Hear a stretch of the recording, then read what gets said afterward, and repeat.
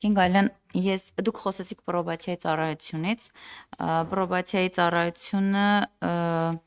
շահառուների թիվը գրեթե կրկնապատկվել է եւ երևի տեղյակ եք նաեւ հաշվեկնիչ պալատը ուսումնասիրություն է հաշվեկնություն է կատարել եւ եզրակացությունը կրկնահանցագործություն կատարած անձանց տեսակարար կշիռը կրկնապատկվել է եւ պրոբացիայի ծառայությունների վերասոցիալականացման ուղղված գործունեության մեջ չի ապահովել նպատակային արդյունավետություն նման եզրակացություն է ներկայացրել կխնդրեմ ձեր մոտեցումը եւ ձեր կարծիքը այս մասով եւ երկրորդ հարցս վերաբերում է սնանկության գործերով կառավարչական ծառայությունների ձեռքբերմանը այստեղ եւս թվերը 24 թվականի տարեկան պլանի նկատմամբ բավականին բարձր են, այսինքն քաղաքացիներից նաև կան մտահոգություններ, ավելի շատ ուզում եմ հասկանալ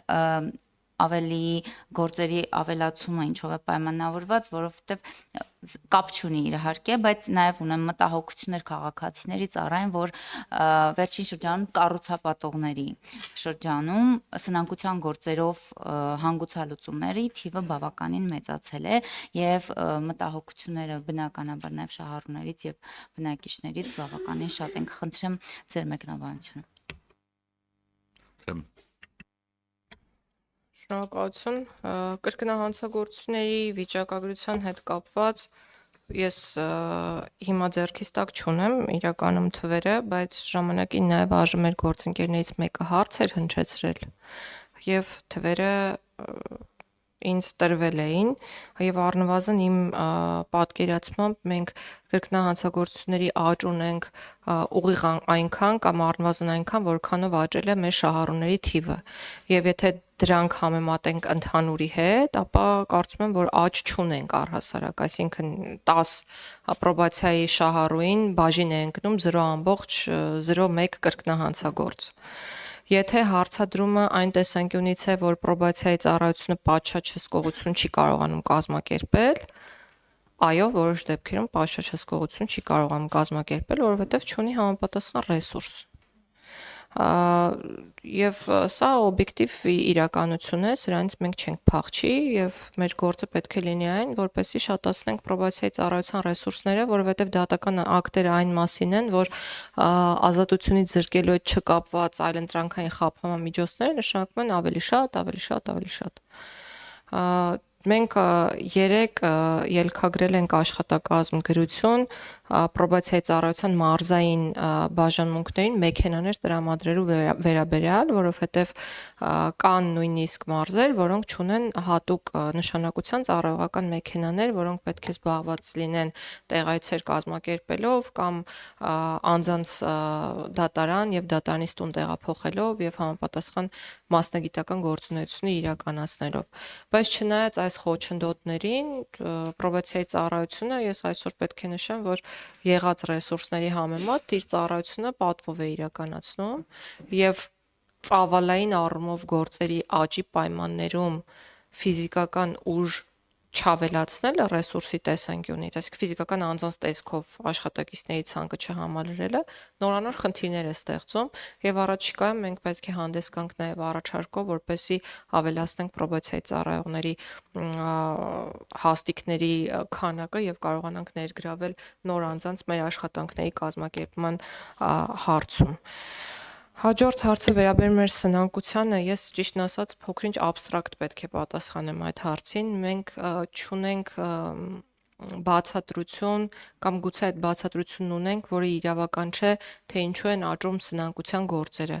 Այո, մեր երկրում կա անառողջ իրավիճակ, որովհետև շատ հաճախ սնանկությունը ոչ թե դիտվում է որպես առողջացման մեխանիզմ, այլ դիտվում է որպես պարտավորություններից խուսափելու մեխանիզմ եւ այս հարցում պետք է շատ ուշադիր լինեն մեր իրավապահ համակարգի ներկայացուցիչները, որպեսզի բացառեն կեղծ կամ կանխամտածված սնանկության սնանկության դեպքերը։ Արդարադատության նախարարության մանդատը սնանկության կառավարիչների մասով նրանց պատասխանատվության ենթարկելն է ըստ էության եւ լիազորությունների սահմանափակումը, կասեցումը եւ նաեւ այս հարցում մեծ դեր ունեն մեր դատարանները, որոնք որ աշխատում են հենց նույն սնանկության կառավարիչների հետ եւ սա մի ոլորտ է, որտեղ խնդիրները բազմաթիվ են, բայց ես պետք է նշեմ, որ մենք քայլեր ձեռնարկել ենք, որոնք որ պետք է բարթացնեն եւ արդեն իսկ բարթացրել են սնանկության գործընթացը։ Այսինքն մենք նախատեսում ենք ունենալ օրենսդրական փոփոխության համատեքստում, մենք նախատեսում ենք ավելի խիստ պայմաններ սահմանել, մասնավորապես փաստաթղթավորված որոշակի պարտավորությունների արկայություն եւ հիմքերի արկայություն սահմանել, որպեսզի անձը կարողանա գնալ սնանկության, որպեսզի հնարավորինս բացառեն կանխամտածված սնանկության դեպքերը, այսինքն այն դեպքերը, երբ մարդը ոչ թե գնում է իրական սնանկության, այլ գնում է սնանկության, որպեսզի վնասի պարտատերերին կամ պարտապաններին։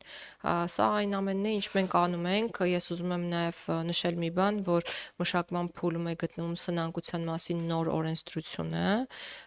եւ սա կարծում եմ կգա լուծելու, եթե ոչ բոլոր խնդիրները, ապա գոնե այդ խնդիրների որոշակի հատվածը։ Իրականում նաև հենց դա է ուզում հասկանալ, ունենք նոր օրենսդրություն սնանկության մասով, որովհետև չի կարող պատահել այնպես, որ օրինակ մեծ ներդրում կատարած ընկերությունը X պահի սկսի սնանկության գործերով կառավարչի հետ մտնել դատարան եւ սնանկ ճանաչվել եւ փաստի առաջ կանգնեցնել մի ամբողջ բնակչությանը, խոսքս հենց վերաբերում է կառուցապատողներին եւ այլ ընկերությունով սկսի շահագործել այսինքն այլ գործունեություն ծավալել մեկ ուրիշ այլ անվան ընկերության ՓԲ-ի, ՍՊ-ի տակ։ Եվ այս մասով եթե ունենք խստացում, շատ ուրախ եմ դրա համար եւ պրոբացիայի մասով, այո, ծառայություններ միգուցե ընդլայնվի եւ իհարկե նորմալ է, որովհետեւ քանի կա եւ ինքը երիտասարդ կառույց է, այսպես ասեմ, իր մասով ներուժի ներդրման ավելացնելու հնարավորություն պետք է տրվի, այդ թվում նաեւ ծրագրային ապահովման միջոցով, ոչ միայն մարդկային ռեսուրսի։ Շնորհակալություն, ուզում եմ վստահեցնել, որ այդ ուղղությամբ քայլերը շարունակական կերպով իրականացվում են եւ պրոբացիայի ծառայության կարողությունների զարգացումը առաջին հերթին բխում է այն գաղափարախոսությունից, որը մեր պետությունը որդեգրել,